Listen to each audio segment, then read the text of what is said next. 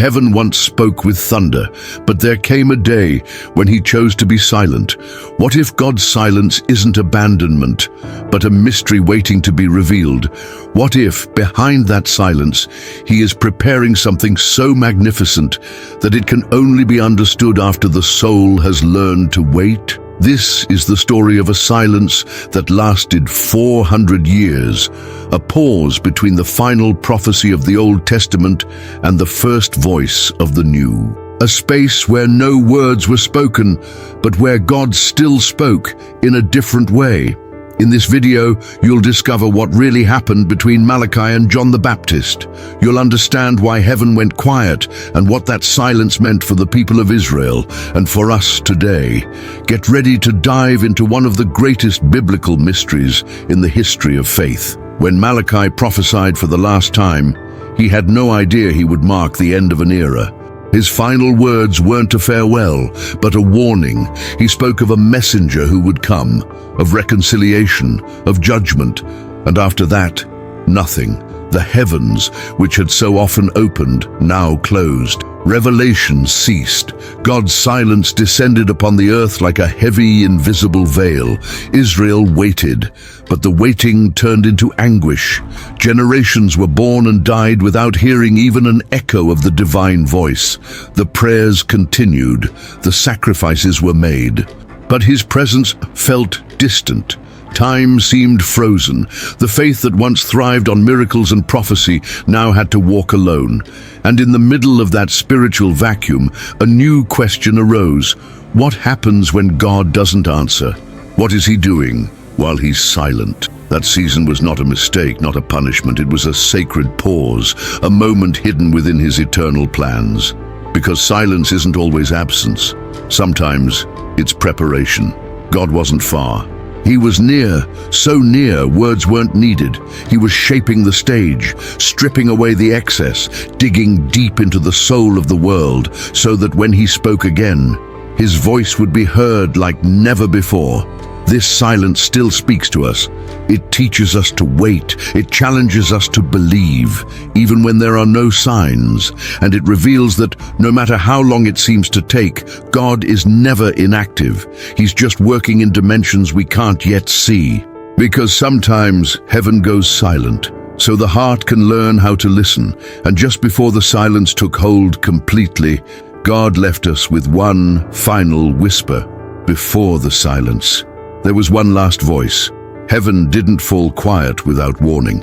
Before plunging into 4 centuries of apparent absence, God left a message, a seed, a warning that would echo in the hearts of the attentive for generations. Malachi, the final prophet, did not close his mouth with comfort, but with urgency. His final words were not soothing, but sharp, spiritual blades, meant to remain alive even through the silence. He said, "Behold, I will send my messenger. He will prepare the way before me."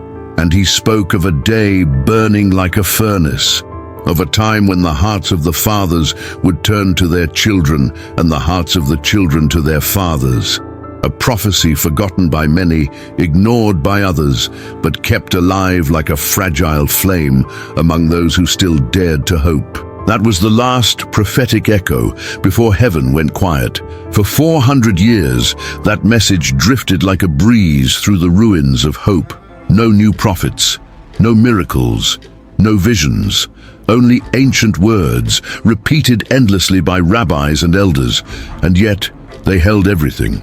As time passed, the fire of expectation began to wear down, silence became routine, and spiritual hope became harder and harder to hold on to. But there were some who endured, some who remembered the promise, who listened, not with their ears, but with their spirits. They knew God's silence wasn't the end. It was the pause between the warning and the fulfillment, a waiting that though long would not be in vain, like holding your breath before a deep dive, like a seed that must die before it can grow. The people, however, became divided. Some stopped believing altogether. Others tried to fill the void with human traditions. Faith became formality, religion, a tool for power, the temple, a stage. What should have been sacred became mechanical. And in the middle of it all, Malachi's promise seemed more and more distant, until for many it became just a legend, a biblical mystery left in the dust of forgetfulness. But God never forgets what he promises. Every word he speaks has its time. And Malachi didn't just announce the end, he planted the beginning, a foretelling of someone who would come with a voice of fire, a messenger who would break the silence, not clothed in glory, but in urgency. And his name was already chosen, John the Baptist. John hadn't been born yet, but heaven already knew him. His destiny was sealed. His mission wasn't just to preach, it was to tear the veil, the bridge between two worlds. He would be the first voice after 400 years of silence. But for now, he was still just a promise, a hidden flame in the dark. That's why the last verse of Malachi isn't a period. It's a heavenly comma, a whisper that foreshadows thunder, and that thunder was coming because God doesn't break his promises. He just ripens them in perfect time. If that promise still burns in your heart, leave a like and subscribe to the channel. It helps this message reach more lives. Share this video with someone else who's still waiting for an answer from God, because even in the silence, he is still calling those who have ears to hear. When heaven goes silent, the world tries to fill the void with power. While the voice of God remained still, the earth kept spinning, and thrones passed from one ruler to the next. The world didn't stop to listen. It rushed forward full of empire and ambition. First came the Persians, then the Greeks, and finally the Romans. Each new regime left deep scars on the Jewish people, but none wounded them more than the absence of spiritual direction. God's silence was more painful than any military occupation.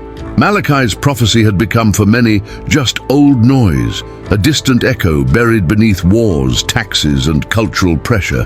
But something far more dangerous was brewing in the depths of the temple, a corrupted faith. The priests, once servants of the divine presence, were now brokering influence with governors. The Pharisees multiplied rules, while the Sadducees bargained for convenience.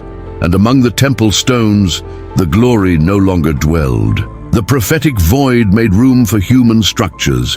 What had been spiritual became systematic. What had once been a cry from the heart became a show. Religious factions rose up, not to seek God, but to battle for control over the people.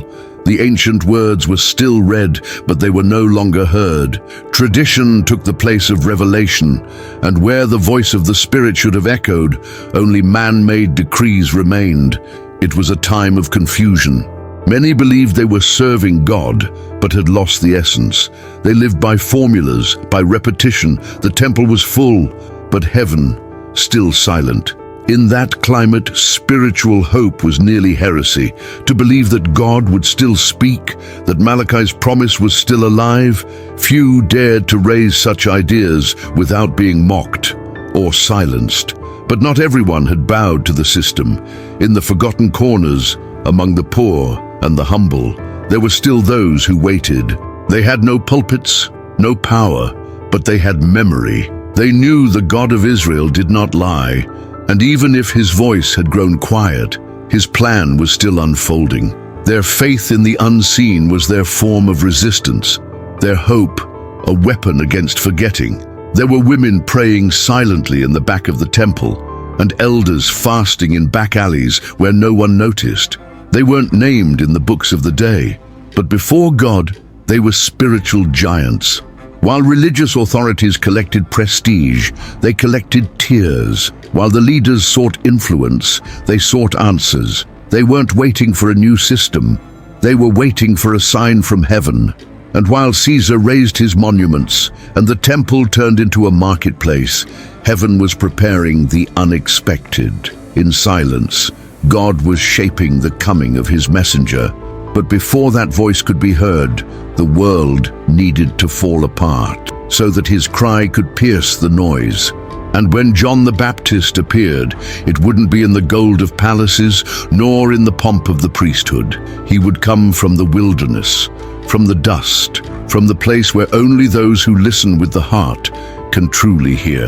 That contrast was necessary. The world had grown used to a domesticated version of the sacred.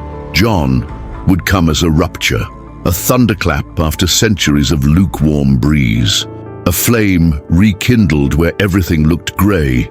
But for his voice to carry true weight, God allowed the emptiness to deepen. Things had to look utterly lost so that light could shine again as light.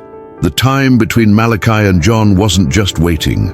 It was a time of confrontation, a clash between appearance and essence, between the system and the promise. God wasn't silent because he had given up, but because he was preparing the soil so that truth could break forth with power.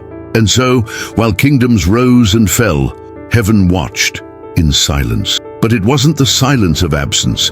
It was the silence of a divine script about to be revealed. It wasn't in palaces or behind pulpits where hope endured. It lived in the weary eyes of those who still prayed. While the temple turned into politics and the teachers of the law lost themselves in doctrinal disputes, there was another kind of people, silent, unseen, people whose names never made it into official records. Ordinary people, no power, no platform, no prestige, but they had faith, a faith carved deep into their being, not built on spectacle, but on the memory of what God had already done. They didn't witness miracles. They didn't hear voices, but they still believed. These were the forgotten ones, not forgotten by heaven, but by religion. People like Simeon, an old man who still came to the temple every day, moved only by an invisible promise. Or Anna, the prophetess who lived between prayers and fasting, silently waiting for redemption to be fulfilled. They weren't seeking recognition. They were seeking the fulfillment of a forgotten prophecy. One whispered centuries ago, still burning like embers beneath the ashes of time. Their spirituality didn't come from culture. It came from memory, not taught by scribes, but forged in the fire of waiting. Every tear, every solitary prayer was an act of resistance against the noise of the world. They knew God's silence wasn't neglect. It was part of the plan. Their faithfulness was more than religion. It was a daily choice to keep believing, even when everything around them screamed, "Give up." Their hearts weren't full of answers, but of longing. Longing for a presence they knew existed, even if they couldn't feel it. Longing for a voice that, though quiet, still echoed in promise. Their hope wasn't loud, but it was steady, like the roots of an olive tree, slow to grow, but unshakable. In the face of religious indifference, this anonymous faith became an invisible flame. They carried no titles, but they held sacred secrets. Their eyes were trained, not for appearances, but for signs. They knew how to recognize when something holy drew near, even if the entire world was too distracted to see it. Their faith didn't come from outside. It came from within, nurtured in silence, watered by nighttime tears. This silent cry was what kept true faith alive in Israel. While the altars became businesses and the leaders chased applause, this people kept fasting. They fasted for something they couldn't see. They didn't know when it would come, but they knew it would, because God does not fail, and because the word that comes from his mouth never returns void, even if it takes 400 years to come to pass. It was this hidden cry that prepared the way for John the Baptist. The faith that refused to die made room in the Spirit for a new voice to be heard. It wasn't the temple that opened the path. It was the wilderness. It wasn't the religious elite who welcomed the messenger. It was the hungry, the watchful, the ones who never let the flame go out. How many of us are still waiting for something from God, with no signs, no voice, no explanation? How many times do we feel like our prayers vanish into the wind, like we're believing alone? The story of these forgotten ones reveals that heaven hears, even when it's silent, and every whispered cry in the dark carries eternal weight, because the faith that endures the silence is the faith that makes way for the next revelation. And then, a voice broke the silence. 4 centuries had passed since the last prophecy echoed through the temple halls. Faith had been tested, hope felt fragile, and the sacred had been tamed by tradition. But the time of waiting was not in vain. God, who seemed silent, had been writing in the invisible, and at the exact moment, like someone lighting a torch in the middle of the night, he made the promise bloom, not in Jerusalem, not in the temple, but in the wilderness. There, far from palaces and outside religious circles, a man appeared. He wore rough garments, ate what he could find from the land, and in his eyes burned the fire of one who had been shaped in silence. His name was John the Baptist, and his arrival marked the beginning of the end of God's silence. He didn't come gently. He came like thunder. His voice wasn't comforting. It was urgent. It didn't soothe consciences. It pierced hearts. John didn't care about the comfort of his listeners. His only mission was to prepare the way, and every word he spoke carried the weight of 400 years of waiting. His mouth was like a blade, his message like a hammer shattering resistance. Crowds left the cities to hear him. Ordinary people, soldiers, tax collectors, even Pharisees, all drawn to something they couldn't even name. There was more than just words, there was truth, a living spiritual hope. What the temple no longer offered, the wilderness now echoed. And John, with his raw and steady voice, was the forerunner of something greater. The messenger foretold by Malachi had finally come. Behold, I will send my messenger, and he shall prepare the way before me. Malachi 3:1. The forgotten prophecy had been activated. Time was being fulfilled before the eyes of a generation that had long believed God had given up. But God never gives up. He simply moves behind the scenes. While the world chased power, he was forming a prophet in the womb of a barren woman. A silent miracle, conceived in obscurity, destined to explode in a cry for repentance. John didn't come to please. He came to confront, to tear through shallow religion and point to the one who would come. I baptize you with water, but among you stands one more powerful than I. His words prepared not just a path, but a heart. He was the bridge between old and new, between promise and fulfillment. And his very existence proves that God's silence was never empty.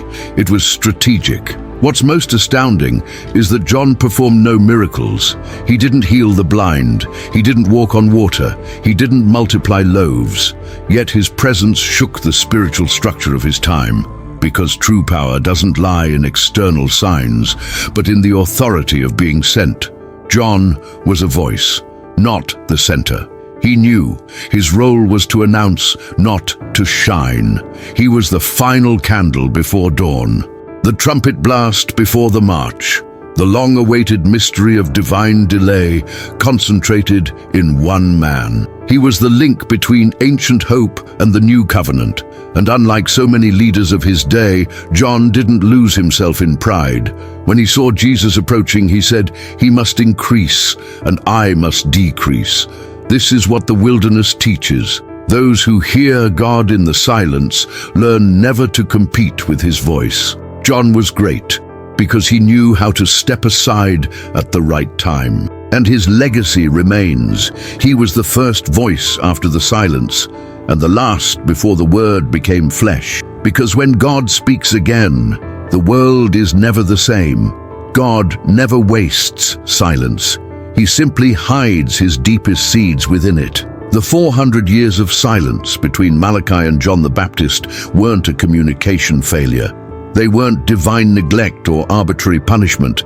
They were a deliberate move from heaven, like someone planting in secret before the spring. What seemed like absence was hidden work. What looked like delay was divine precision. The biblical mystery behind this period isn't just in the waiting, but in what God was building when no one was watching. It's in the silence that the deepest foundations are laid. It's in the hidden place that character is refined. Israel, without even knowing, was being shaped. Its traditions, its identity, its thirst for something new, all of it was being forged in the midst of that apparent emptiness. Because when God is silent, He's not inactive. He's teaching us to listen with more than just ears. He's training the soul to long for what truly matters. How often do we ask for an immediate answer? A clear sign? A voice from heaven telling us exactly what to do?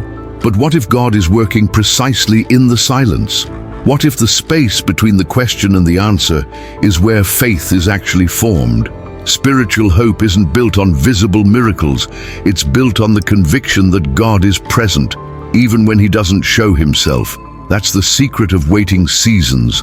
God is working on the edges, in the margins, in the subtext of our stories. John the Baptist was the visible sign of an invisible work that had already been unfolding for centuries. He was proof that heaven never stops moving. It just changes pace, and sometimes that pace requires us to walk by faith, not by sight. God's silence doesn't mean He's forgotten us. It means He's maturing us, aligning us with His perfect timing. Because there are things that can only be understood after a long season of listening, when the noise fades, when the soul settles, when desire becomes stronger than doubt. If today you feel like you're living through that kind of silence, know this: you're not alone. The same God who prepared John the Baptist in the wilderness, who fed the faith of the forgotten, who turned absence into an announcement, is working in you too. He may be writing the deepest part of your story in this very moment when everything seems still, because silence is not the end. Sometimes it's just the beginning of revelation. And then the silence broke. But not like thunder, like a lamb walking toward the cross. John the Baptist had prepared the way, but the one who came after him wasn't just another voice. He was the Word made flesh. God's silence, which for centuries had been shaping hearts in the dark, now took on flesh and walked among us. Jesus entered history not with battle cries, but with compassion, and with Him, the time of waiting came to an end.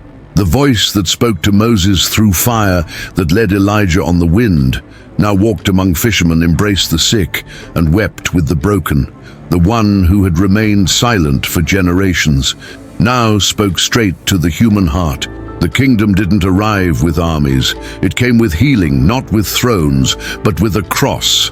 And the world would never be the same. The biblical mystery of that long silence finally made sense. God had been waiting for the exact moment when humanity's heart was ready to truly hear. John had announced it, Jesus revealed it, and all the preparation, all the waiting, all the pain now had purpose, because God never fails. He doesn't arrive early, He doesn't arrive late. He arrives exactly when the soul is broken enough to be rebuilt. Today, we can look back at those 400 years and see God never stopped writing. He had simply turned the page in silence, and when the new page opened, it carried the greatest chapter of all, salvation. Now the silence made sense, and the spiritual hope of those who waited was fully rewarded. But this story isn't just about the past. It still speaks to us today. There are still hearts waiting, still lives surrounded by silence. The same God who tore open the heavens back then still wants to be heard today. And often, He still chooses to speak in the same way, in the wilderness, in the depths of the soul, in the in-between moments of life. If this message spoke to your heart, leave a like and subscribe to the channel. It helps us keep sharing this truth the world so desperately needs. Share this video with someone who's still waiting for a word from God, and tell us in the comments which part of this journey spoke to you the most. If you're walking through a season of silence, don't give up. It may be the prelude to the most life-changing sound you'll ever hear. The kingdom is still coming, the promise is still unfolding, and the same Jesus who came after the silence will come again, and once more it won't be with noise, but with glory, because the sound of the coming kingdom is for those who've learned to listen with the heart.